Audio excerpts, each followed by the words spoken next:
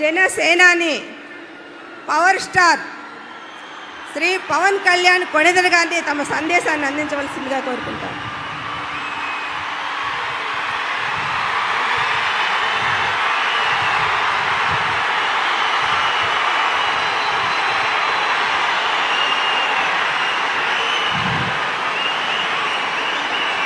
పితృదేవతల ముక్తి కోసం పరితపిస్తూ వారి వారసులు హిమాలయ పర్వత శ్రేణుల్లో ఉన్న గంగోత్రి నుంచి మొదలయ్యే గంగానది దారి కోసం ఎలా ఎదురు చూస్తున్నారో అలా గౌరవ ప్రధానమంత్రి శ్రీ నరేంద్ర మోదీ గారి రాక కోసం అభివృద్ధి లేక అప్పులతో నలిగిపోతున్న ఆంధ్ర ప్రజానికం, దాష్టీకంతో దోపిడీతోటి నలుగుతున్న ఆంధ్ర ప్రజానికం, అవినీతి అప్రజాస్వామిక విధానాలతో కొట్టమిట్టాడుతున్న ఆంధ్ర ప్రజానికానికి ప్రధానమంత్రి, మన ప్రియతమ ప్రధానమంత్రి శ్రీ నరేంద్ర మోదీ గారి రాక, గంగమ్మ తల్లి భూమి మీదకు వచ్చి హిమాలయాల నుంచి భూమి మీదకు వచ్చి ఎలా సేధనిచ్చిందో, మన ప్రియతమ గౌరవ ప్రధానమంత్రి శ్రీ మోదీ గారి రాక ఈ ఎన్డీఏ పునర్కలయిక 5 కోట్ల మంది ప్రజలకి ఆనందాన్ని ఇచ్చింది. దేశ ప్రజల ఆశీస్సులతో ముచ్చటగా 3వ ప్రధానమంత్రి అవ్వబోతూ హ్యాట్రిక్ కొట్టబోతున్న శ్రీ మోదీ గారికి ఆంధ్ర రాజ్య ప్రజల తరపు నుంచి, ఎన్డీఏ కూటమిలో భాగస్వామ్యమైన 3 పార్టీలు భారతీయ జనతా పార్టీ, తెలుగుదేశం, జనసేన తరపు నుంచి శ్రీ నరేంద్ర మోదీ గారికి ఘన స్వాగతం పలుకుతూ హృదయపూర్వక నమస్కారాలు తెలియజేస్తున్నాను. 2014లో తిరుపతి బాలాజీ వెంకటేశ్వర స్వామి సాక్షిగా ఈ పొత్తు మొదలైంది.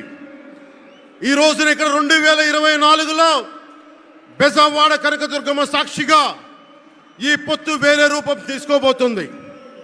దుర్గమ్మ తల్లి స్వయంగా ఆశీర్వదిస్తుంది. ఇక్కడ ఆంధ్ర రాజధానికి అమరావతి దేదీప్యమానంగా వెలగాలని, దానికి నేను అండగా ఉన్నానని మోదీ గారు మరీ వచ్చారు ఇక్కడికి. ఒక్కసారి మన కోసం వచ్చిన మోదీ గారికి, మన కష్టాలకు భుజం కాయడానికి వచ్చిన మోదీ గారికి, 5 కోట్ల మంది ప్రజల కోసం నేను ఉన్నానని చెప్పి వచ్చిన మోదీ గారికి ఒక్కసారి బలంగా కరతాళ ధ్వనులతో ఘన స్వాగతం పలుకుదాం.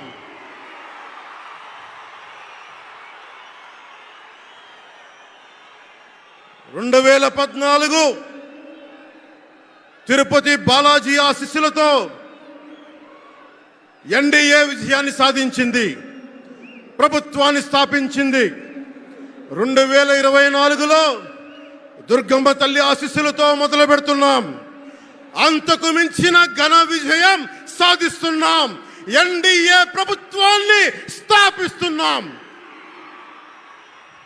బిడ్డలకి అండగా ఉండే దుర్గమ్మ తల్లి అయ్య కంటే ఒక ముద్ద ఎక్కువే పడద్ది.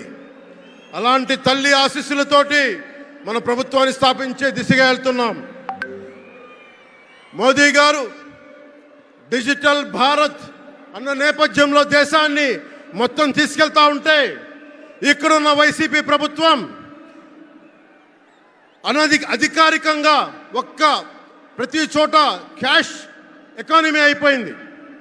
దేశాన్ని డిజిటలైజ్ చేద్దాం, కరప్షన్ తగ్గిద్దాం, బ్లాక్ మనీని తగ్గిద్దామంటే ఆంధ్ర రాజ్యంలో, ఆంధ్ర రాష్ట్రంలో మటుకు బ్లాక్ మనీ ఎక్కువైపోయింది.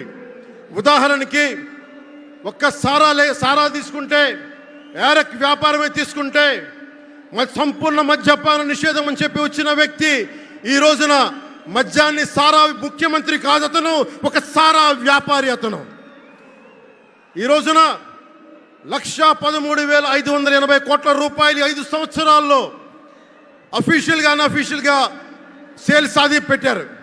కానీ దాన్ని అండర్ రిపోర్ట్ చేస్తూ 84,050 కోట్ల మటుకు చూపించారని చెప్తా ఉన్నారు.